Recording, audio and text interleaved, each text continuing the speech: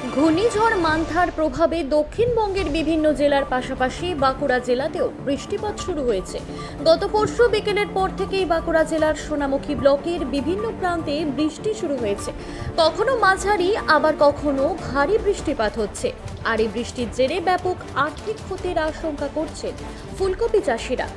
অনেক চাষি রয়েছেন ফুলকপি বাজারে বিক্রি করে আলু চাষ করবেন ভেবেছিলেন, আবার অনেক চাষি ঋণ নিয়ে ফুলকপি চাষ করেছে দুটো বাড়তি পয়সা ঘরে তোলার আশায়। কিন্তু তাদের এই মুহূর্তে প্রকৃতির খামখেয়ালিপনায় আর্থিক ক্ষতির আশঙ্কা তৈরি হয়েছে।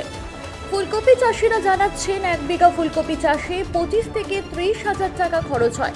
টানা বৃষ্টির কবলে পড়ে এই ফুলকপি নষ্ট হয়ে যাওয়ার আশঙ্কা তৈরি হয়েছে।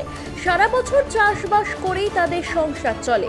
এই ফুলকপি নষ্ট হলে আগামী দিনে তাদের সংসার কিভাবে চলবে তাই ভেবে রাতের ঘুম ছুটেছে আমাদের। জল পেলে ফুলকপি নষ্ট হয়ে যায়, এবারে ফুলের উপরে জলটা পড়লে ফুলকপিটা নষ্ট হয়ে যায়। সেজন্য এই ফুলকপি চাষে ব্যাপক ক্ষতির চান্স। আচ্ছা, কদিন ধরে বৃষ্টি হচ্ছে? বৃষ্টি 3 দিন ধরে হচ্ছে, আবার নাকি আরও 2 দিন হবে শুনতে পাচ্ছি। আর যারা 2-1 জন আলু লাগিয়েছে, এবারে আলুতেও তাদের সেই বীজ পচে যাওয়ার ভয় আছে। আচ্ছা, মানে 1 বিঘা ফুলকপি চাষে কত খরচা হয়? 30 থেকে 40 হাজার টাকা খরচা হয়। এখন যদি ফুলকপি নষ্ট হয় তাহলে এই টাকা কিভাবে ঘরে তুলবেন?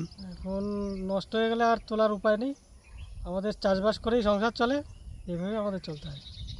তাহলে কি আপনাদের আর্থিক ক্ষতির মুখে পড়তে হবে? ব্যাপক আর্থিক ক্ষতির মুখে পড়তে হবে, কারণ একটা চাষ করে ফুল তো ফুটে গেছে, এবার নষ্ট হয়ে গেছে, ওই তো বিক্রি তো হবে না, এখন তো কোথায় নিয়ে যাবে এই জলের ইয়েতে, আর ওই কপি তো সব পচে যাচ্ছে। এখন ফুলকপি কি দামে বিক্রি হচ্ছে বাজারে? দাম তো নেই, 2 টাকা 1 টাকা পিস হয়ে গেছে এই মূর্তি। আচ্ছা, এড়োতে ধরুন বাজারে এবারে যারা খুচরো বিচ্ছে তাদের হয়তো একটু পয়সা হচ্ছে, আর বিক্রি হবে এত ফুল ফুটে গেলে কেউ কিনবে কপি? এই